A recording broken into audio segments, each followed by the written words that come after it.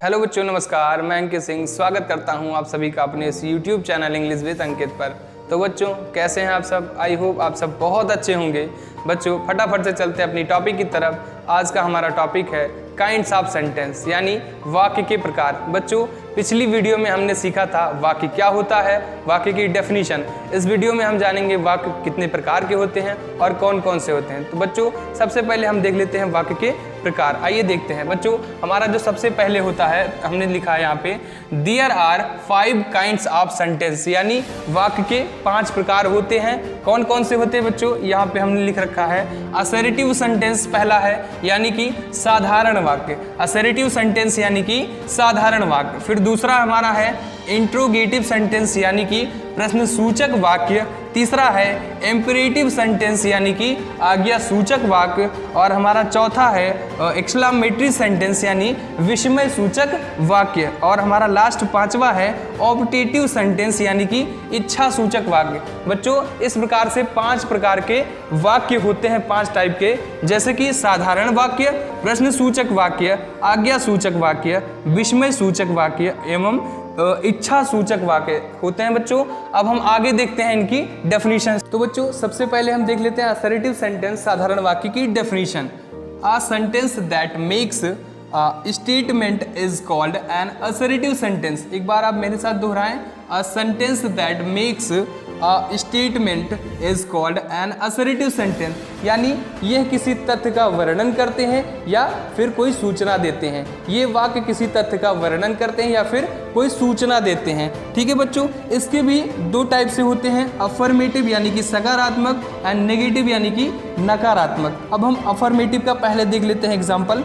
जैसे he is a student, he is a student मतलब वह एक विद्यार्थी है, वह एक विद्यार्थी है। इसी के साथ हम दूसरा देखते हैं, he is a rich man, he is a rich man वह एक धनी आदमी है, वह एक धनी आदमी है। अब इसका हम नेगेटिव फॉर्म देखते हैं, जैसे he is not a student, he is not a student वह एक विद्यार्थी नहीं है, वह एक विद्यार्थी नहीं है। आगे he is not a rich man, he is not a rich man मतलब वह एक धनी आदमी नहीं है, वह एक धनी आदमी नहीं है। तो बच्चों, इसमें हमने सीखा असर्टिव सेंटेंस क्या होता है और इसके 2 टाइप कौन कौन से होते हैं, साथ में एग्जाम्पल। ठीक है बच्चों, अब हम अगला देखते हैं। तो बच्चों, अब हम अगला देखते हैं इंट्रोगेटिव सेंटेंस, यानी कि प्रश्न सूचक वाक्य। हम देखते हैं इसकी definition. A sentence that ask a question is called an interrogative sentence. एक बार फिर से दोहराएं। A sentence that ask a question is called an interrogative sentence, यानी कि वे वाक्य जिनमें कोई प्रश्न पूछा जाता है इंट्रोगेटिव सेंटेंस कहलाते हैं। वे वाक्य जिनमें कोई प्रश्न पूछा जाता है इंट्रोगेटिव सेंटेंस कहलाते हैं। जैसे थोड़ा सा समझते हैं एग्जांपल के through. What is your name, what is your name आपका क्या नाम है, आपका क्या नाम है। ठीक है बच्चों, ये भी एक तरीके से क्वेश्चन ही पूछा जाता है। आगे, is he a good man, is he a good man क्या वह एक अच्छा आदमी है, क्या वह एक अच्छा आदमी है। तो दोनों में प्रश्न पूछा जाता है और इसमें एक चीज़ कंपलसरी होती है बच्चों, इसमें हम क्वेश्चन मार्क का प्रयोग करते हैं, इसमें हम क्वेश्चन मार्क का प्रयोग करते हैं। तो सबसे पहले तो हम इसी से समझ जाते हैं कि ये सेंटेंस जो है इंट्रोगेटिव टाइप का सेंटेंस है। ठीक है बच्चों, तो ये चीज़ें होती हैं इंट्रोगेटिव सेंटेंस से रिलेटेड। तो आपको डेफिनेशन भी बताई गई और एग्जाम्पल भी बताया गया। बढ़ते हैं अगले सेंटेंस की तरफ। तो बच्चों, हमारा अगला जो सेंटेंस है इंपेरेटिव सेंटेंस, यानी कि आज्ञा सूचक वाक्य। सबसे पहले हम इसकी डेफिनेशन देख लेते हैं। A sentence that express command is called an imperative sentence. एक बार फिर से दोहराएं। A sentence that express command is called an imperative sentence, यानी कि बच्चों वे वाक्य जिनसे किसी को आज्ञा देना, प्रार्थना करना या उपदेश देना आदि तरह के भाव प्रकट होते हैं इंपेरेटिव सेंटेंस कहलाते हैं। कौन से सेंटेंस? इंपेरेटिव सेंटेंस कहलाते हैं बच्चों। उसके कुछ हमने एग्जाम्पल भी लिखे हैं, जैसे कम हियर, यहाँ आओ, कीप क्वाइट, चुप रहो। इसमें पुष्टि हो रही है, इसमें किसी को आज्ञा दी जा रही है, कीप क्वाइट, चुप रहो। ऑलवेज स्पीक द ट्रुथ, सदैव सत्य बोले, सदैव सत्य बोले। इस तरह के सेंटेंस जो होते हैं इंपेरेटिव सेंटेंस, यानी कि आज्ञा सूचक वाक्य कहलाते हैं। अब हम अगला सेंटेंस देखते हैं।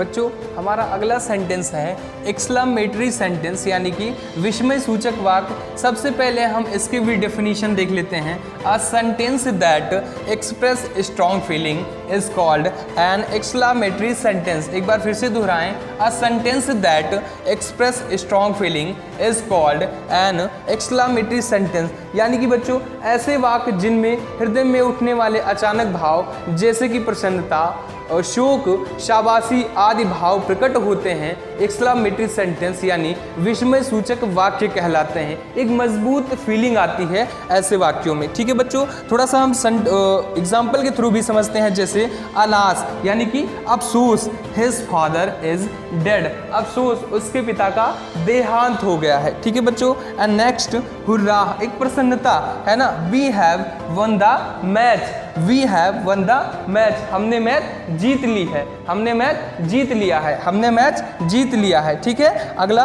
ब्रावो यानी कि शाबाश, एक कोई शाबाशी दी जा रही है। Bravo you have won the race, तुमने रेस जीत ली है, तुमने रेस जीत ली है। तो बच्चों आशा करते हैं एक्सक्लेमेटरी सेंटेंस भी आपको अच्छे से समझ में आया होगा।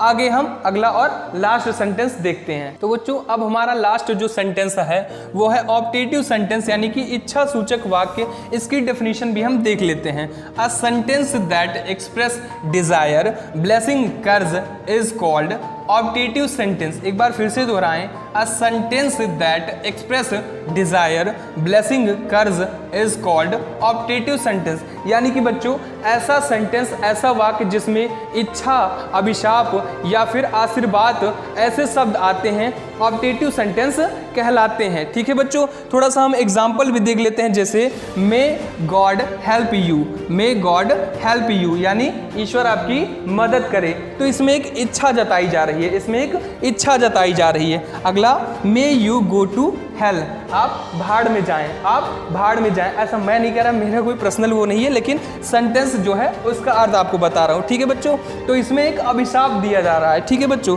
And the next may you live long, आप दीर्घायु हो, आप दीर्घायु हो। इसमें एक ब्लेसिंग दी जा रही है। तो बच्चों आशा करते हैं ये सेंटेंस भी आपको अच्छे से समझ में आई होगी। जो आपको विद्यार्थी के 5 लक्षण तो पता ही होंगे, कौन कौन से हैं?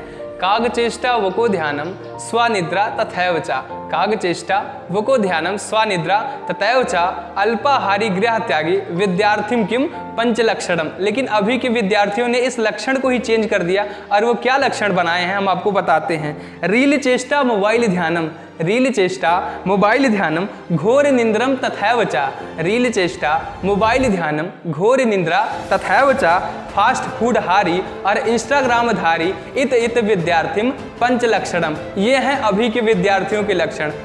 तो बच्चों आई होप ये टॉपिक काइंड्स ऑफ सेंटेंस आपको अच्छे से समझ में आई होगी।